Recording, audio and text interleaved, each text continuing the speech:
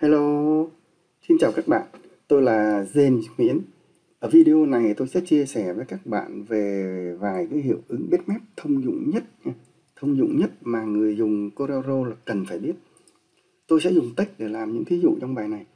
Dĩ nhiên các hiệu ứng này nó cũng dùng rất tốt với các hình bitmap.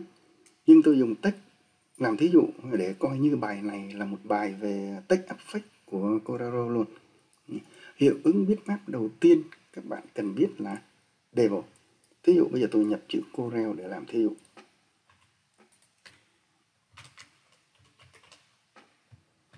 Rồi, tôi cho phông chữ nó lớn này. Rồi, đổi cho nó một cái phông khác. Rồi, cho nó một cái màu khác luôn đi. Rồi, ok. Rồi, tôi sẽ copy lại một chữ khác nha. Để tôi lấy làm thí dụ. Còn chữ này là chữ gốc, tôi sẽ để nó làm cái thí dụ cho các cái hiệu ứng khác nha.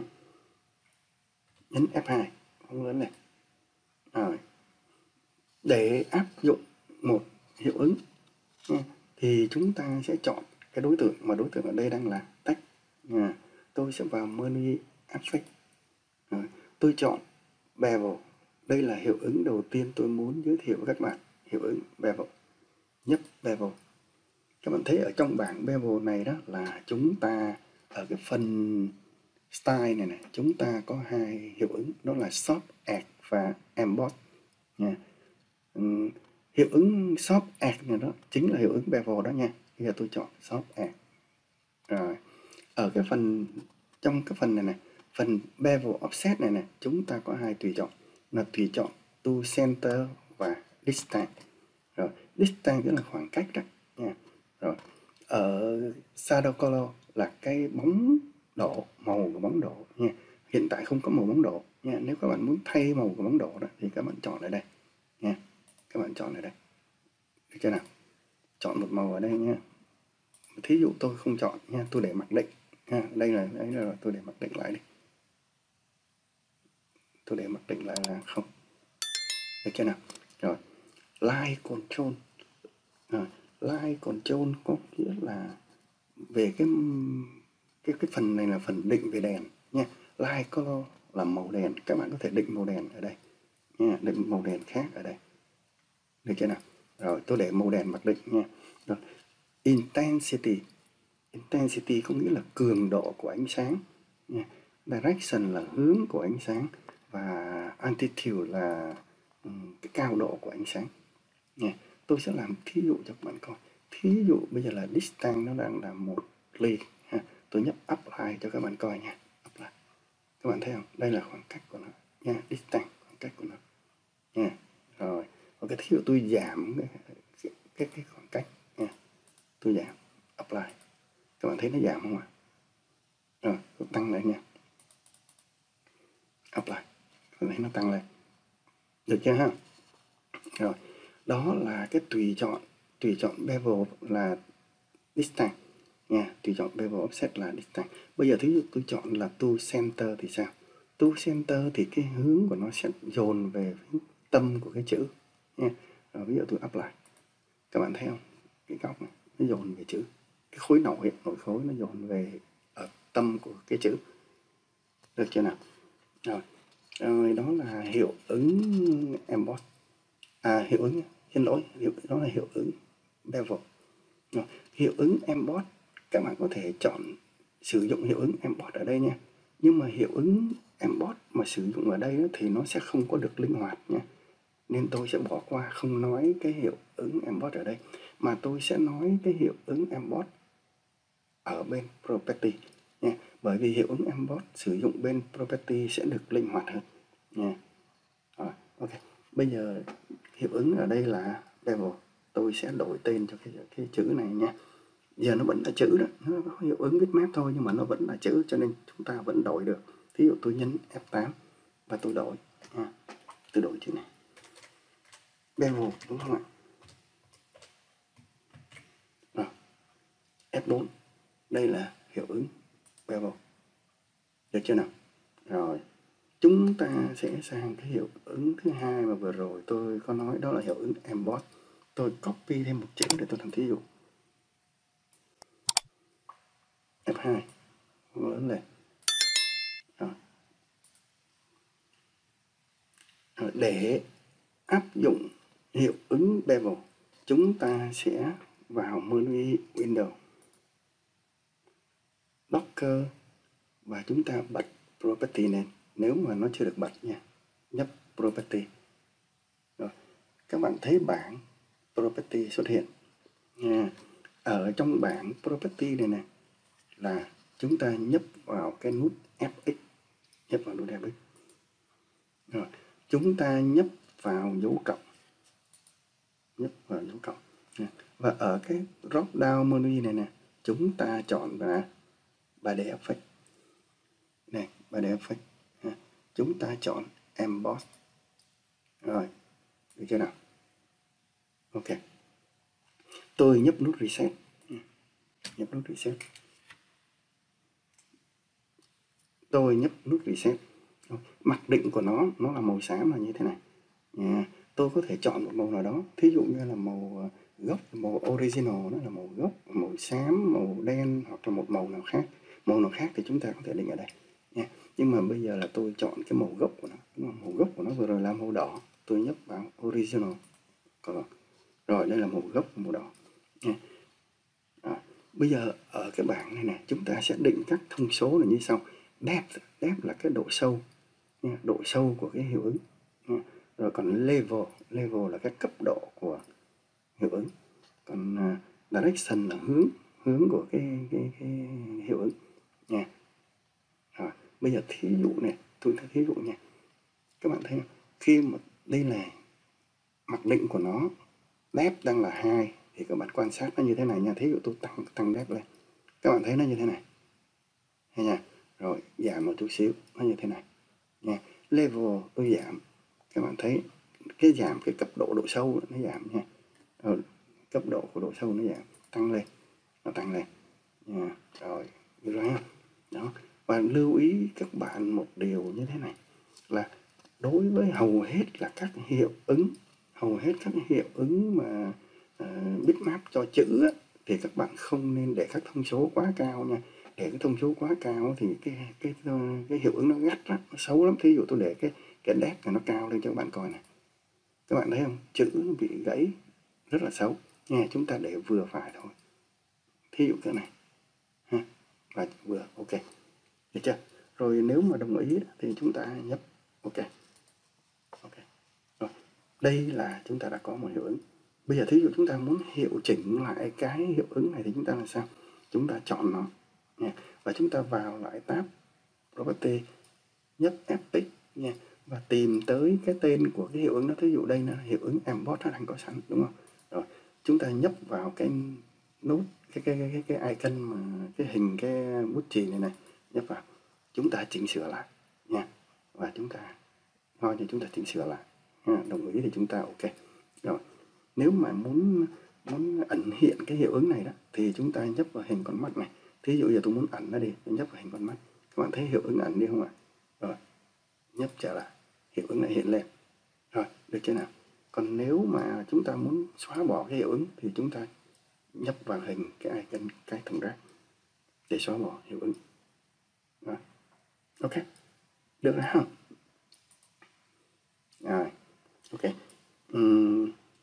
Đây là cái hiệu ứng Emboss, đúng không? Tôi sẽ đổi tên cho nó. Rồi, F8. Để các bạn biết cái hiệu ứng, các hiệu ứng nó như thế nào không?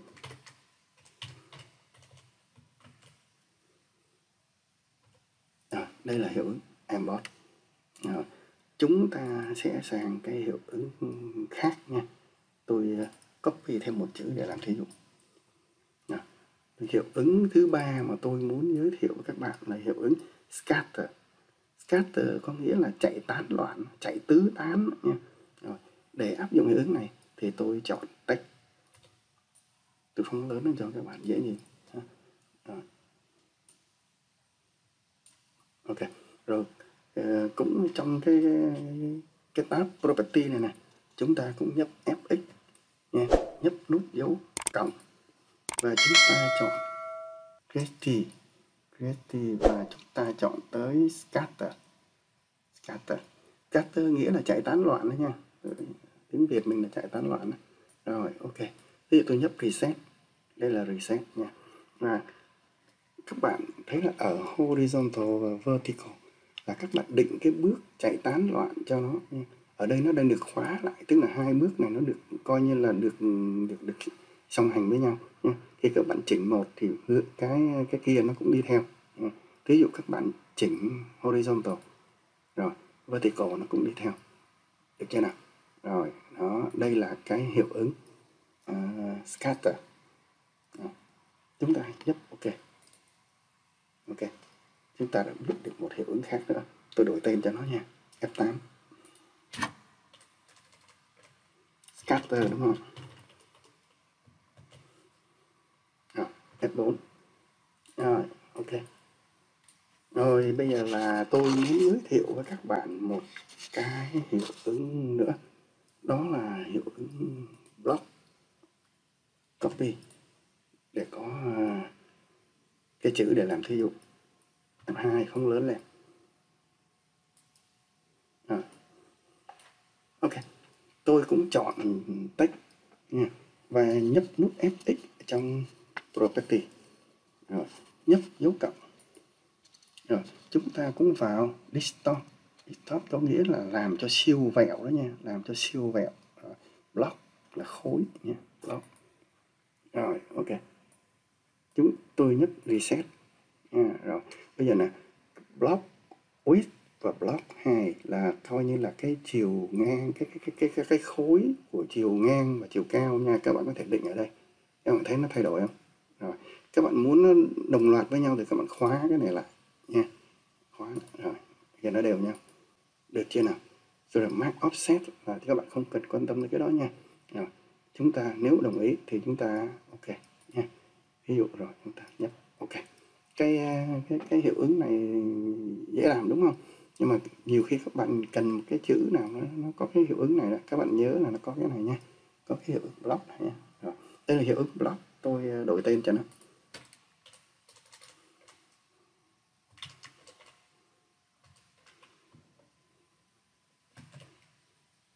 F4. Rồi, ok.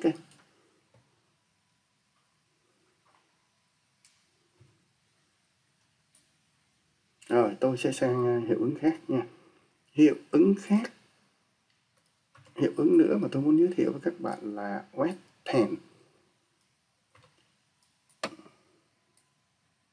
Rồi, để áp dụng hiệu ứng đó chúng ta cũng chọn text và vào tab property, nhấp Fx, nhấp nút dấu cộng nha.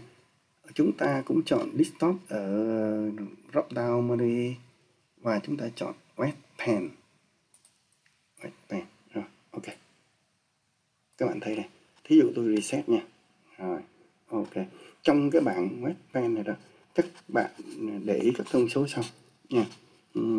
Wet pen á, ở đây này, là chiếc wetness là cái độ chảy của sơn nó nhiều hay ít nha. Ví dụ nó đang là cao này, 45 là tôi giảm cho các bạn coi nha. Thấy không? Cái độ sơn nó chảy ít hơn. Các bạn nắm được chưa? Rồi.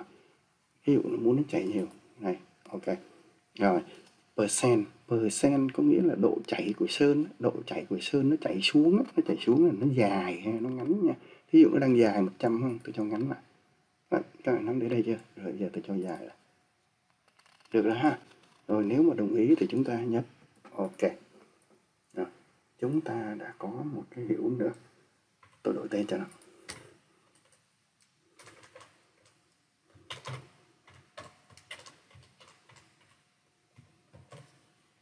Rồi, đây là hiệu ứng wet pen. Ok, chúng ta sẽ sang hiệu ứng sau nữa. Hiệu ứng kế tiếp tôi muốn giới thiệu với các bạn đó là plastic. Tôi copy thêm một chữ để làm thí dụ. Phóng lớn nó lên. Rồi, ok. Chúng ta cũng vào tab property, nhấp nút Fx và nhấp nút dấu cộng. Rồi, chúng ta trong cái drop down menu này chúng ta chọn vô texture nha, và chúng ta chọn plastic. Rồi, plastic.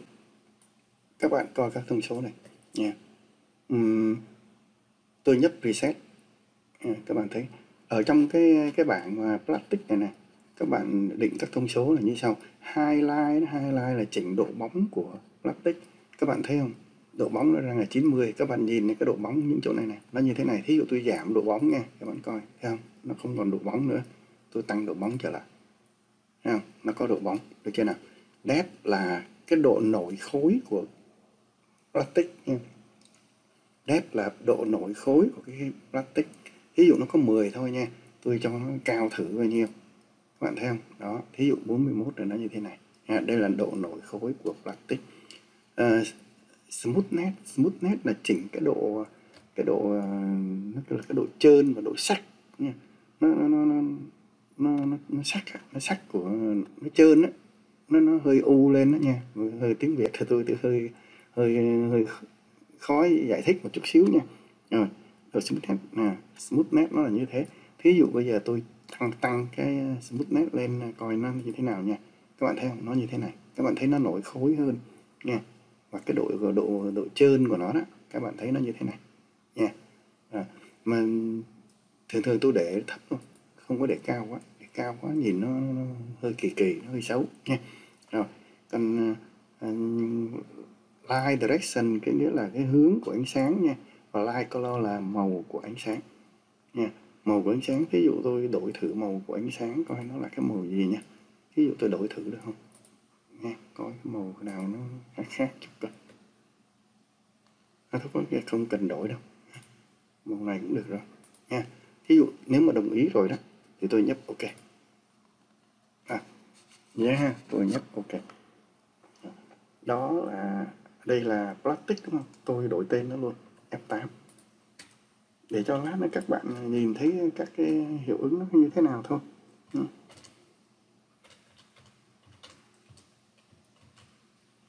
F4. Rồi chúng ta có mấy hiệu ứng là 1, 2, 3, 4, 5, 6. Còn một hiệu ứng nữa tôi muốn giới thiệu với các bạn. Hiệu ứng cuối cùng tôi muốn giới thiệu với các bạn là Relief Capture. Capture có nghĩa là điêu khắc ấy, nha. Tôi làm cho các bạn hiểu đi nha. Nhiều khi nói hơi khó mường tượng ra, đúng không? Phóng lớn cái này lên. Rồi, tôi cũng vào menu, tôi vào tab là Property, nhấp chọn FX, nhấp dấu cộng nha. Và tôi ở trong cái drop down menu tôi cũng tìm tới Texture nha. Và đây là Relief Capture.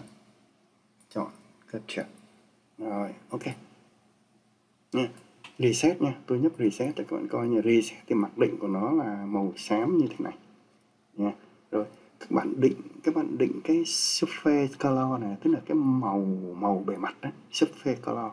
Các bạn định nha, thí dụ cái màu vừa rồi là cái màu như thế này, các bạn định lại nha, cái màu của bề mặt đó. Thí dụ đây là màu này đây ha, đó nó là màu này, được chưa nào? Rồi ở trong cái bảng capture này đó, các bạn định các cái thông số này như sau.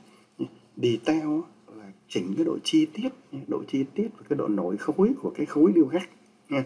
Ví dụ nó đang là 85, tôi giảm thử coi sao nha. Giảm thì như thế này các bạn thấy không? Nó không có nổi khối nha. Đây là nổi khối lên.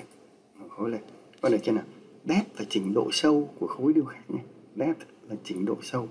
Các bạn thí dụ độ sâu nó đang 60, tôi giảm coi sao nha. Các bạn thấy nó hơi giảm chút xíu thôi nha. Nó có giảm đó nha. Bây giờ tôi tăng lên. Các bạn thấy không? Nó giảm tăng lên một chút xíu. Rồi smoothness là chỉnh độ mềm của cái khối điêu khắc nha. Độ mềm. Thí dụ cái độ mềm của nó đang là 15, tôi tăng lên cho các bạn coi. Nó như thế này nha. Tăng lên nữa coi. Tăng lên nó không có đẹp đâu nha. Vừa rồi tôi có nói là đối với các cái hiệu ứng thì các bạn đừng có để thông số quá cao. Trừ khi nào một số cái trường hợp cần thiết thôi nha. Chứ còn thường đừng có để cao quá nó không có đẹp nha. Thì tôi để thấp chút xíu. Rồi, được chưa nào? Rồi, light direction là cái hướng ánh sáng nha. Surface color là cái màu bề mặt là tôi vừa nói rồi nha. Nếu mà thấy OK, hài lòng nữa thì chúng ta nhấp OK. Được chưa nào? Rồi. Các bạn có để ý điều này ngay từ đầu bài học không nào? Quên, tôi đổi tên cái này nha. Đổi tên cho các bạn, lát các bạn dễ nhìn, đúng không? Cái này là đổi tên cho nó đi. Yes.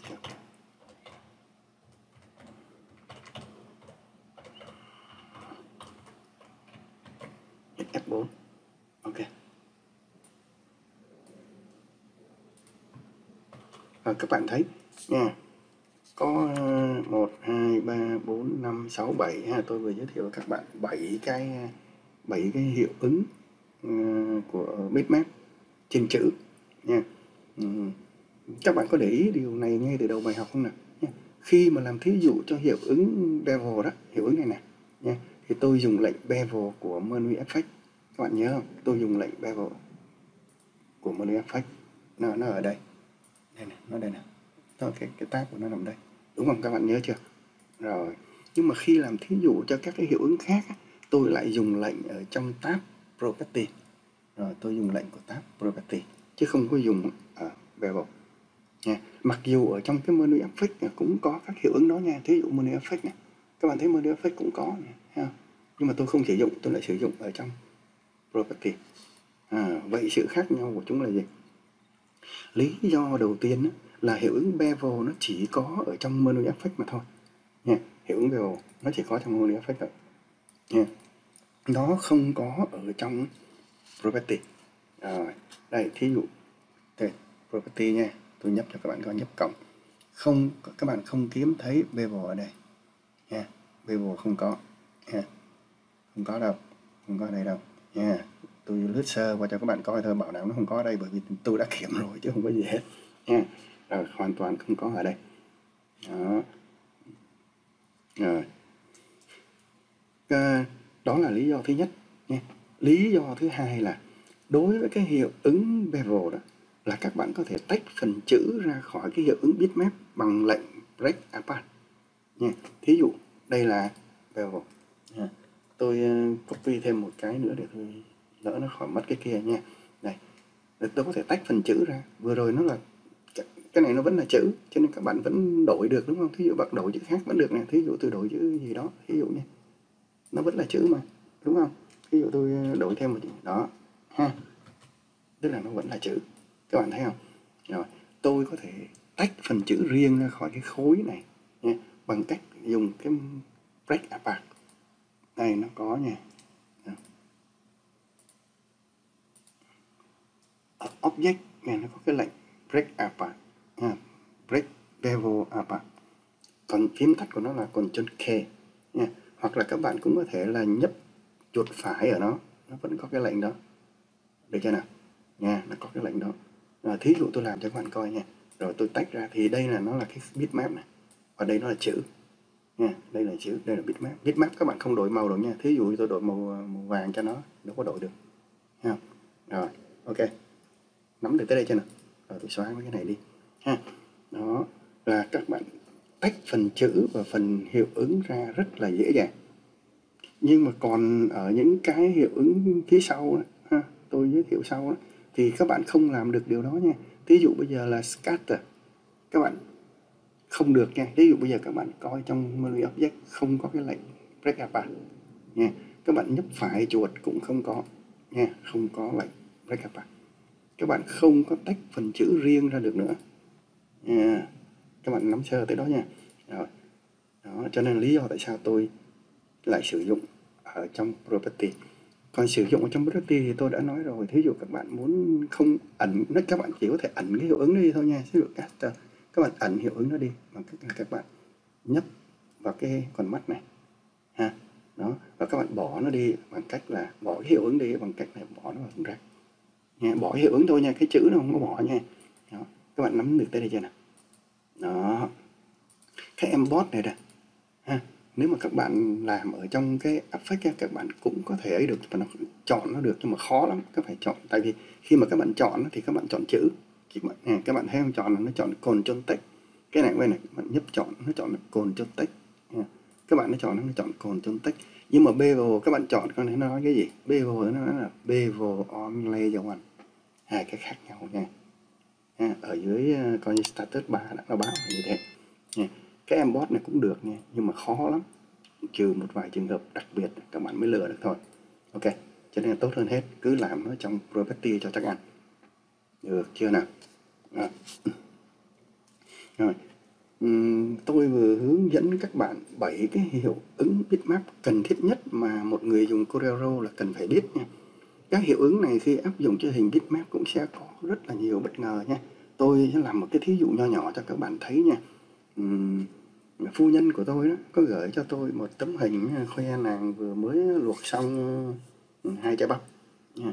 Cái hình này được nàng gửi qua Zalo, cho nên cái chất lượng không có lấy gì làm tốt nha. Các bạn xem đây. Ok, đây là hình trái bắp mà phu nhân tôi gửi cho tôi, 2 trái bắp này nha. Rồi, các bạn nhìn thấy cái hình này như thế nào nè. Ok, anh chàng Nick Út mà nhìn thấy tấm hình của phu nhân tôi chụp chắc là bỏ nghề luôn.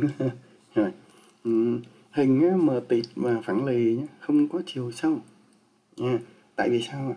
Không phải là phu nhân tôi chụp dở đâu, tại vì thứ nhất là chụp qua điện thoại nha. Điện thoại nó không phải là smartphone mà nó là stupid phone. Rồi, đã vậy còn gửi qua Zalo mà các bạn biết rồi, gửi qua Zalo là nó bị giảm chất lượng hình. Nó giảm cả độ phân giải, giảm luôn độ chất lượng hình luôn. Rồi, cho nên là hình nó mới thê thảm đời cô lựu như thế này nha. Bây giờ nè, tôi sẽ copy thêm một hình sang bên cạnh nha, để làm thí dụ. Tôi nhấn phím cộng, tôi copy, tôi có một hình sang bên cạnh. Rồi, được chưa nào? Rồi ha. Rồi, bây giờ nè, tôi sẽ thử áp dụng cái hiệu ứng plastic lên cái tấm hình này coi sao ha. Coi như để cho các bạn thấy sự khác biệt khi mà hình được áp dụng một hiệu ứng nó như thế nào so với hình không được áp dụng hiệu ứng nha. Ok, tôi áp dụng hiệu ứng plastic. Rồi, property, rồi nhấp nút Fx, nhấp nút dấu cộng và texture plastic. Rồi, ok. Nó gắt quá, các bạn thấy không? Nó gắt quá. Bây giờ tôi sẽ reset lại cho các bạn coi nha. Reset lại bên này nó gắt quá. Ok, rồi. Highlight, tôi cho highlight 90 cũng được ha. Depth cho sâu lên một chút xíu. Depth cho sâu lên một chút xíu. Smoothness tăng chút xíu thôi. Ok. Ok ha. Rồi. Các bạn nhìn hai tấm hình như thế nào? Đây là tấm hình nguyên bản và đây là tấm hình đã qua một cái effect nha, qua một cái hiệu ứng nha. Các bạn nhìn thế nào? Tấm hình nó có cái hiệu ứng plastic á, trông nó đã nổi khối rõ ràng. Các bạn thấy không? Nó đã nổi khối rõ ràng nha. Nó đã có cái chiều sâu của vật thể rồi. Cái chiều sâu của vật thể đánh các bạn đã nhìn thấy rồi đúng không ạ? 2 trái bắp này nó như là nổi hẳn trên cái đĩa đúng không? Còn đây là các bạn không thấy nó nổi lên. Ở đây cái hình gốc các bạn không thấy được cái sự tròn trịa của cái hạt bắp. Đây các bạn thấy được cái tròn trịa của cái hạt bắp luôn. Các bạn thấy không? Cái đường rãnh là nó nổi hẳn rõ này. Đấy, thấy đúng chưa nào? Rồi, bây giờ này, các bạn nhìn cái bông hoa trên cái đĩa coi, cái bông hoa này, cái bông hoa trên cái đĩa nha. Nó nổi hẳn lên luôn. Ok. Thí dụ nho nhỏ chút vậy thôi cho các bạn thấy sự khác biệt thôi nha. Hy vọng là phu nhân tôi không biết tôi mang tấm hình này ra làm thí dụ nha. Nếu không khả năng tôi bị cấm vận sẽ hơi cao đó nha. Đùa chút cho vui thôi, chứ phu nhân tôi tuyệt vời lắm. Ok, cái bài này dài quá rồi nha, chấm dứt ở đây thôi. Hẹn gặp lại các bạn ở bài sau. Bye bye.